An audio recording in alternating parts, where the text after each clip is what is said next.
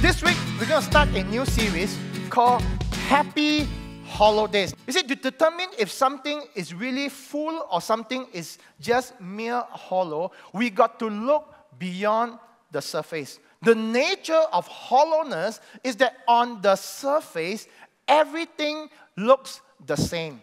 On the outside, we all look the same. If you look at our Facebook posts, most people, if not all people, post beautiful picture, having wonderful meal, wonderful holiday. Everyone is smiling. Nothing wrong with that.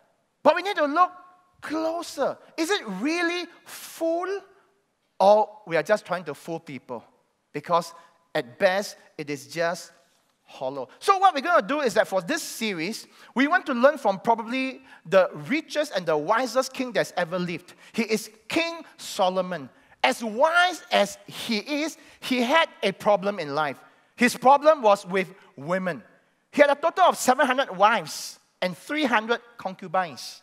So he started off in his youth very well with God, but as his life progresses, he went downhill.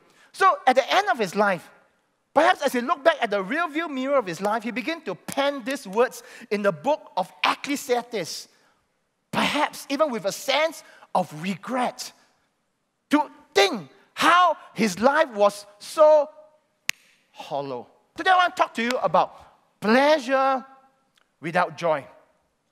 How is it possible, as we examine the whole issue of life, we may have pleasure, but it is possible to have pleasure without joy. So from these 11 verses, there are 3 observations I'd like to make for us. The first observation is this. Number 1, life is too short to be wasted. At the end of his life, he was pondering about life. He said, I said to myself, it was kind of a monologue, or he was just reflecting about life. He said, come now, Solomon. Come now, me. I will test you, life, with pleasure to find out what is good. I want to find out what is truly good in life. What should I really do in my life that's really good? And then he said, but that also proved to be meaningless. Verse 2. Laughter is madness. And what does pleasure accomplish? So Solomon went on an all-out search. I've only one life. I want to make it count. I'm going to just have pleasure, to see what pleasure really is good. And what is his motivation in going through this experiment? Look with me at verse 3. Very telling. Verse 3. He said this, I wanted to see what was good for people to do under the heavens during the few days of their lives. Basically, he's saying is this, hey, my life is so short. I better make it count. I don't want to live my life with a mountain of regrets. What Solomon is asserting here is this. He's saying that all of us here, upstairs, downstairs, watching me on the screen, all of us ought to embark on such a quest to find out what is really good to do in our one and only life here on planet Earth. Don't you dare live your one and only life, and then at the end of your life you say, I should have, I could have, but I just didn't. Since life is short, make it count. Make it really count. The second thing he said is this. Since life is short, we've got to pursue pleasure. And pleasure can be sought out in many ways. Pleasure can be sought out in many ways. You see, Solomon is a man of action. As he tried to find out what is really worthwhile to do in life, he didn't just think about it. He didn't just reflect on it. He didn't just create a theory about it. He went on a no-holds-barred to experiment pleasure at the zenith level. He tried to experience pleasure in 3 ways. He tried to find pleasure, number 1, pleasure in achievement. Pleasure in achievement. In verse 4 to verse 6, Solomon said, I undertook great projects. I built houses for myself and planted vineyards. I made gardens and parks and planted all kinds of fruit trees in them. I made reservoirs. Students try to find pleasure in their studies. Not wrong, it's a good thing. People try to find pleasure in their CCA achievement. Those of us who work, we try to find pleasure in getting a better career, in a career advancement. Nothing wrong with that. We also try to take pleasure in acquisition. Look at verse 7 and verse 8. The Bible said this. Solomon said, I bought male and female slaves. I amassed silver and gold for myself.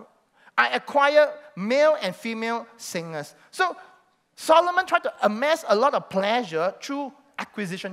He acquired a lot of stuff. We work so hard to get all these things, but are we truly happy? Pleasure in acquisition. As good as it is, it may not truly satisfy us. Number 3, pleasure in accolades. Not only pleasure in acquisition, not only pleasure in achievement, but also pleasure in accolades. Ecclesiastes chapter 2, verse 9. Can I invite all of us to read this one verse together, please? Ecclesiastes chapter 2, verse 9. The Bible says, I became greater by far than anyone in Jerusalem before me. So Solomon's fame spread wide and far. People seek pleasure through recognition from people. Either from people in general or from people that matter to us. We seek pleasure in people's approval and applause. While it is not wrong to enjoy people's approval, but addiction to approval can be a problem with many people. So when we begin to live for people's approval, eventually that will mean that we live with the fact that other people control what is meaningful and purposeful to us, and that is not a good thing. Listen up. The Bible says it very clear. Proverbs 29, verse 25. The Bible says, fear of man will prove to be a snare. If you live with the approval of people, the approval of people is the most important thing in your life.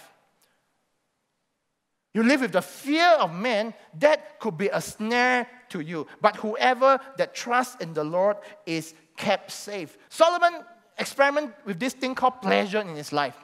He said that since life is short, I'm going to go on a no-holds-barred to enjoy pleasure.